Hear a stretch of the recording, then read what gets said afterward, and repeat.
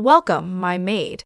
Even though she knows I'm here to meet for a marriage proposal, this is the first thing she says. I let out a confused sound, thinking I must have heard wrong. My future mother-in-law, Olivia, looks at me with a mean smile and says, "Oh, you're not the maid. You have such a poor-looking face." The fiancé I thought was on my side, Scott, betrayed me in the worst way.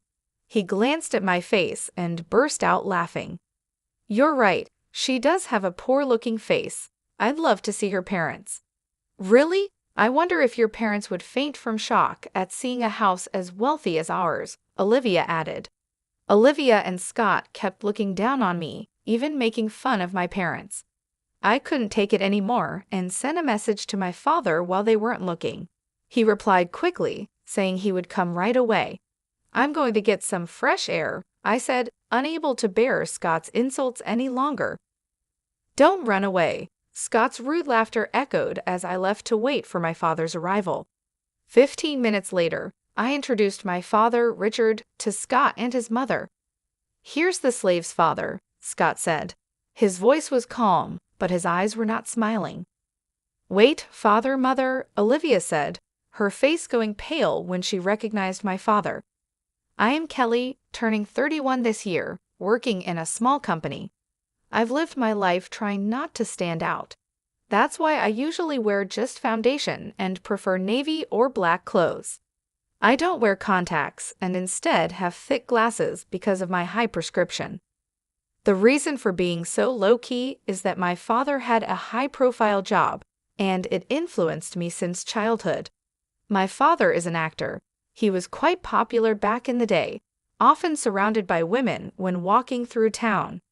Though he usually played supporting roles, he still appears on TV quite often and is moderately well known. Middle school was tough because of my father. Classmates would ask for his autograph, and their parents wanted to meet him. Since I refused all these requests, I was often criticized. I must have seemed unfair to them. I even faced bullying from jealous classmates. I didn't want to trouble my dear father, and I also hated the idea of being seen as showing off. Struggling with these thoughts, I dressed simply and went to a high school where no one knew me. Luckily, I had a common last name, so I could live normally from then on. Because of my plain appearance, men didn't approach me, allowing me to enjoy a carefree student life. I loved talking about comics with my female friends, and those times felt like the happiest moments for me. I met my fiancé, Scott, after I started working. Scott worked for the company that leased the copy machines to the place where I worked. I didn't talk to him much at first. Scott would come to check on the copy machine, and we would exchange a few words during his visits. Our relationship changed a lot one day when the copy machine broke. I was busy preparing materials for a meeting the next day, and when the machine stopped working, I panicked. I wouldn't be able to get the materials ready without it, so I called Scott.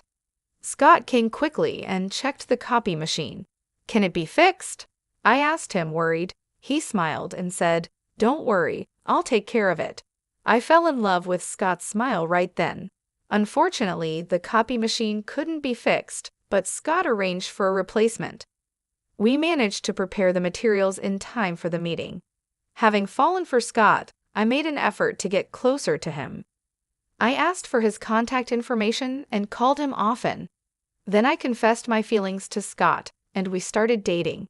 Scott was always very kind. He was always considerate, and I had never seen him angry. I thought he would continue to be kind even after knowing about my father. So, after dating for 2 months, I boldly proposed to Scott, and he happily accepted. I remember being very happy. However, there was one thing that worried me: my appearance. I had always worn thick glasses, even on dates, and I dressed plainly. It was a habit that was hard to break. The real me looked just like my father, with distinct features because of my appearance. In middle school, other girls envied me, and I've been judged by boys because of how I look. It was tough, but I thought it would be okay with Scott. I planned to change my appearance little by little for the man I loved. However, after getting engaged to Scott, I started feeling more uncomfortable. Before our engagement, Scott seemed kind, but recently, he started making comments that made me feel bad. The other day, we went to a bridal fair to choose a wedding venue because Scott suggested it. The place he took me to was very fancy. It was a beautiful guest house perfect for a big wedding with over 200 guests. Seeing that, I felt confused. I don't have many friends from school, and I didn't want to stand out. I had hoped for a small ceremony at a smaller venue. I wanted to go home right away, but Scott seemed to be having a good time, so I didn't bring it up. I stayed and went along with it. After it was over, we stopped by a cafe, and Scott was in a great mood. The wedding venue we saw earlier was nice, wasn't it? I'd like something even more extravagant, he said while drinking coffee. I felt anxious and decided to tell Scott what I wanted. I was thinking a small wedding with just the two of us might be nice. I don't like standing out too much. I thought kind Scott would understand. However, the reality was very different. Scott looked at me and laughed in a mean way. A plain girl like you wouldn't fit in a place like that. There's probably no dress that suits your thick glasses. I was shocked by Scott's comment. Isn't a wedding about both families? I asked. My family is wealthy, and not having a big wedding would be embarrassing, he continued. I was speechless. The Scott who had always been kind was now looking down on me like he was a different person. I was deeply hurt by his attitude. To my confusion, Scott made an even worse comment. You should just keep quiet and do as I say, he added. Scott looked at me with a serious face and said, a plain woman like you should be grateful to get married at all. His harsh words shocked me, and I even felt scared. Then, suddenly, Scott smiled and said, I'll decide everything for you, so you just need to do what I say, okay? I didn't know how to respond, so I just smiled awkwardly. Maybe getting engaged to Scott was a mistake, but it was too late to pretend it never happened. I had already told our parents and my company about our engagement. Despite everything, I still loved Scott. I hoped he would go back to being the kind person he was before we got engaged. So, even though I was confused by Scott's changes, I felt I had no choice but to continue with the engagement. Scott kept making comments that troubled me, and with each one, my heart felt more hurt. But I couldn't bring myself to hate him. Even when I thought about breaking up, I remembered the kind Scott I used to know. I still loved him. So despite my confusion, I stayed in the relationship. Then, one day, something happened that confused me even more.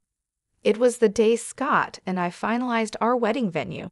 After visiting several places, Scott chose the luxurious guest house we first visited. With pride, he said, a lavish ceremony really suits me. It's unfortunate for you, though. Scott laughed, and it hurt me. We went to the guest house to sign the paperwork. On the way, I saw someone I didn't expect. Oh, is that you, Scott? It was a woman. Scott looked surprised and said, Mom, what are you doing here? He then introduced us. Kelly, this is my mom, Olivia. Mom, this is Kelly, my fiancée. I told you I was getting married, remember? Olivia greeted me with a smile and said, I'm Scott's mother. You seem like a serious woman. Where do you work? You must be working at a big company, right? This was my first time meeting Scott's mother. I nervously told her about my company and that I do clerical work. Olivia made a puzzled face and said, I've never heard of that company. Scott then joined our conversation and said, Kelly's company is one of my clients.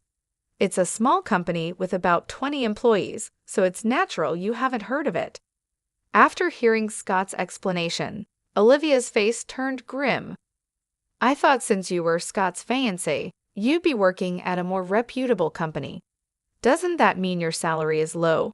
Are you planning to make Scott suffer? Olivia's words caught me off guard. I felt embarrassed and quickly said, I'm sorry, my salary isn't very high at my current job. I had no choice but to apologize to Olivia. Olivia sighed heavily and said, Can you at least not rely entirely on Scott? Our family is from a distinguished background. We don't need a woman with a questionable background. I didn't know how to respond to her harsh words. Olivia continued, "What about your parents? They work at reputable companies, right?" She glared at me with narrow eyes. My father is," I started to answer, but then I noticed something familiar in her bag and stopped talking. Seeing my confusion, Scott spoke up, "Come on, Mom, calm down. We're going to visit the house and make our marriage introductions soon, all right." Olivia didn't look happy and glared at me with a sour expression. It was clear that my first impression on her was terrible. The path to marriage seemed difficult, and I sighed quietly. Then came the day of the marriage introduction. "Wow," I muttered as I stood in front of Scott's family home. It was far beyond anything I had imagined. Olivia had mentioned that their family was distinguished, so I expected them to be wealthy, but the reality was astonishing. The gate was automatic, there was an elevator inside, and there were even 10 luxury cars parked outside. They must be my future father-in-law's hobbies, I thought. Scott then said to me, "Dad is out for work today. It's just Mom, so make yourself comfortable," with a smile, but I felt even more nervous. Olivia had been so harsh to me last time, and I feared she would make more sarcastic remarks. Scott and I entered the living room where Olivia was waiting. "Hello, thank you for the other day," I greeted her politely. The next moment, Olivia said something unbelievable. "Welcome, my maid." Even though she knew I was here for a marriage introduction, this was the first thing she said. "What?" I let out a confused sound, thinking I must have heard wrong. Olivia looked at me with a mean smile and said, "Oh, you aren't the maid? You've got such a poor-looking face." I couldn't believe she said something so awful. Then Olivia laughed, clearly enjoying herself, and said, "Scott told me it's okay to treat you like a maid." It seemed like Scott just wanted to marry someone who would do whatever he said. "Too bad for you, Scott," Olivia said with a smirk. "What do you mean?" I asked Scott, feeling pale and hoping it was a bad joke. I wanted to believe it wasn't true, but the fiancé I thought was on my side betrayed me in the worst way. Scott glanced at my face and burst out laughing. "You're right, she does have a poor-looking face. I'd love to see her parents. Maybe we could use them as our servants too," he said, laughing crudely. "Indeed," Olivia added, "having someone obedient for free is quite nice. But if they come to a rich house like ours, I wonder if Kelly's parents would faint from shock." Olivia and Scott kept looking down on me, and Olivia asked with a laugh, "By the way, what does your father do? He's not homeless, is he?" Scott burst into laughter and replied, "Mom, that's not a job.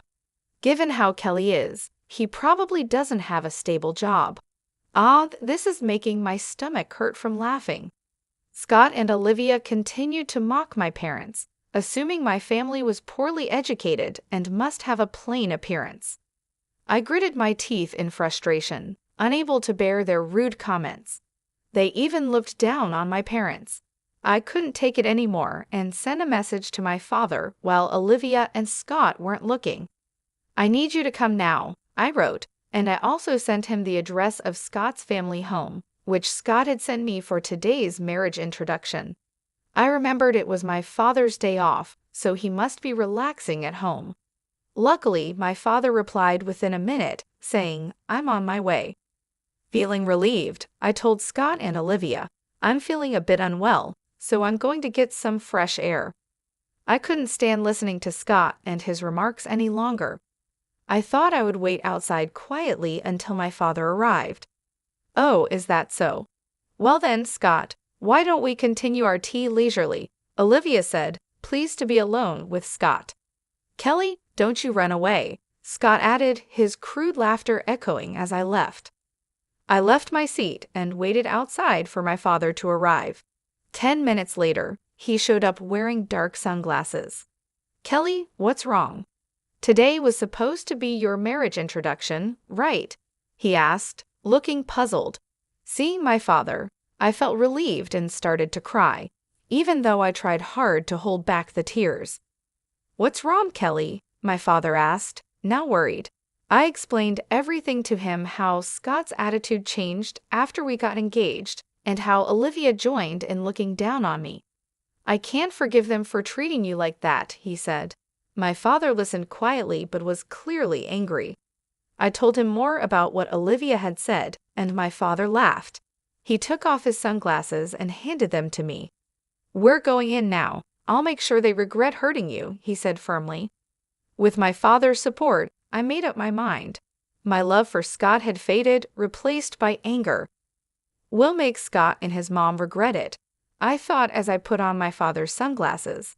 Together, we entered Scott's family home. I stood in front of Scott and Olivia with my father by my side. "Sorry to keep you waiting," I said, standing tall.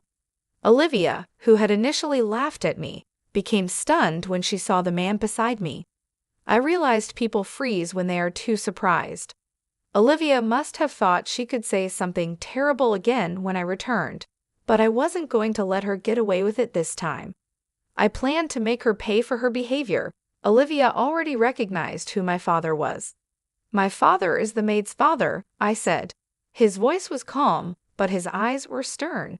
His handsome face made him look even more imposing. Olivia, who recognized my father, was shocked. "How could this be? Why is Richard here? Is this some kind of joke?" she asked, her cheeks turning red and her eyes sparkling like a young girl's. Scott stood there, clueless and stunned. My father didn't answer Olivia's questions, but kept staring at her and Scott. Olivia blushed under his gaze, which was quite embarrassing for a woman of her age. I looked at Olivia with a cold stare. Scott, now regaining his composure, asked in confusion, "Richard? Mom, is he a friend of yours?" Scott probably didn't know about my father.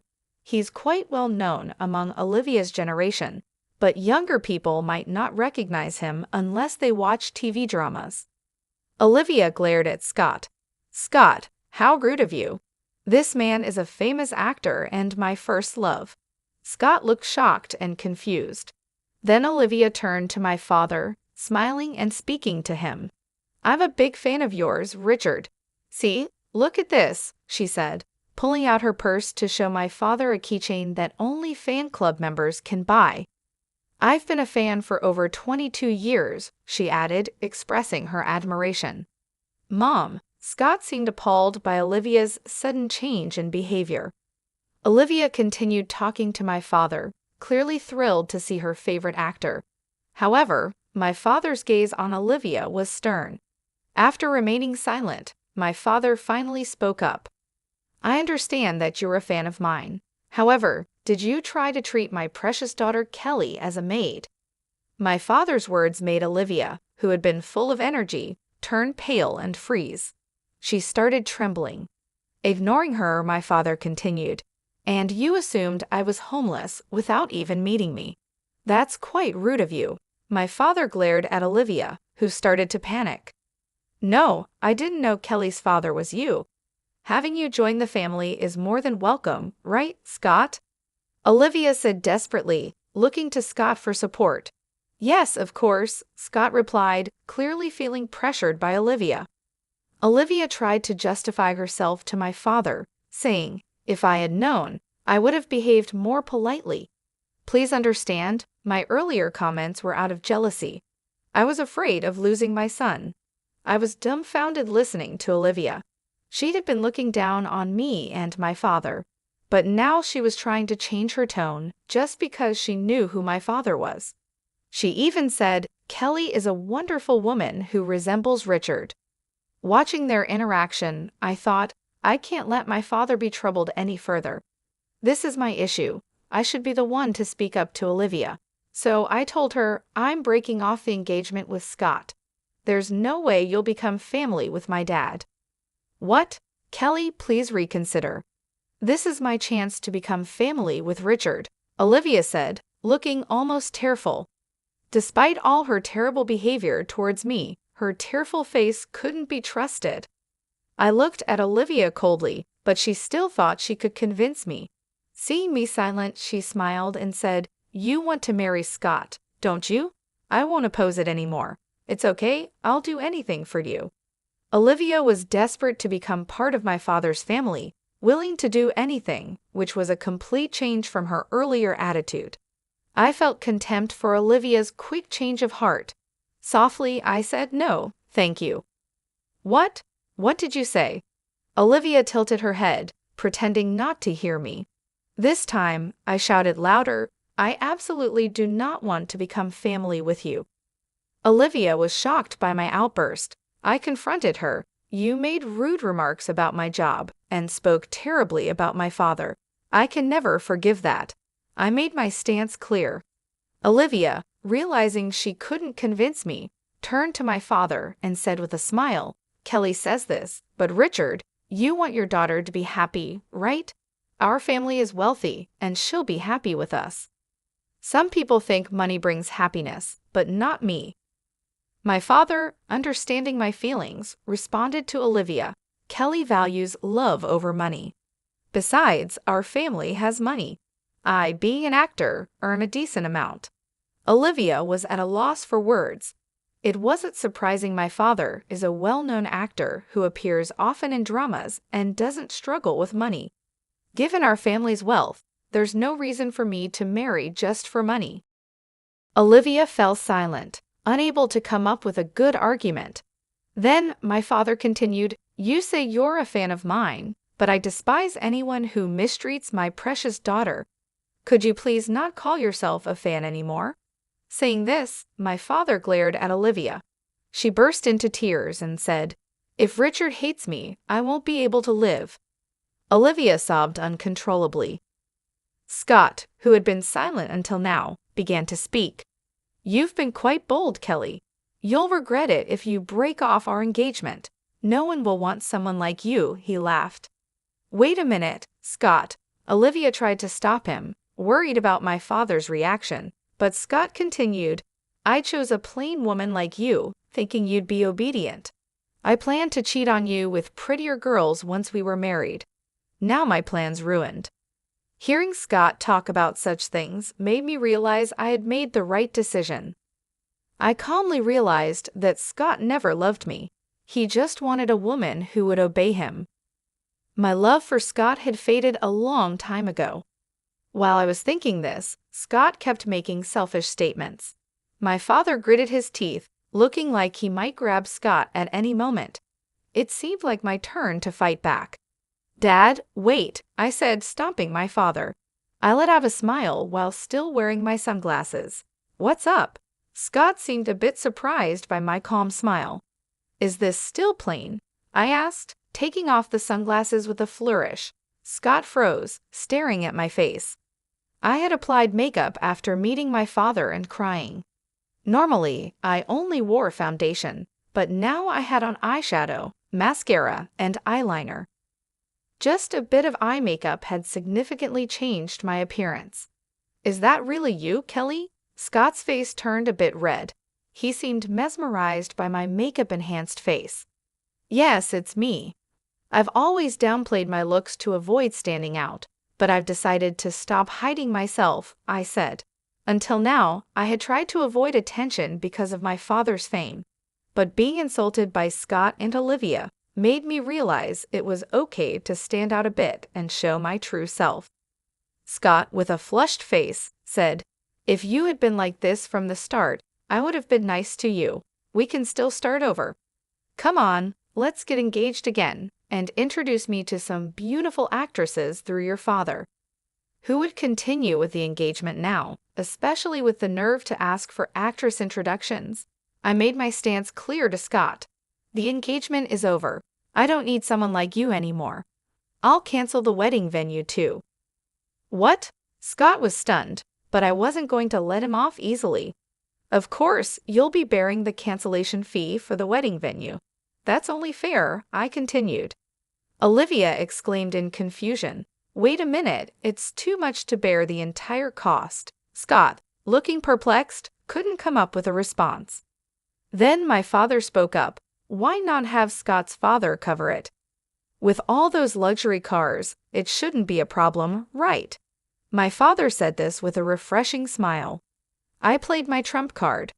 "If you're not happy with this, we can take it to court. Remember, my father is a famous actor, and news about this could stir up his extreme fans who might retaliate. My father has many enthusiastic fans. A critic who once spoke poorly of my father faced severe harassment prank calls and letters with knives. It was so bad that it even made the news. Olivia, remembering that incident, turned pale. She quickly urged Scott, "Scott, you must cover all the cancellation fees. We don't know what might happen."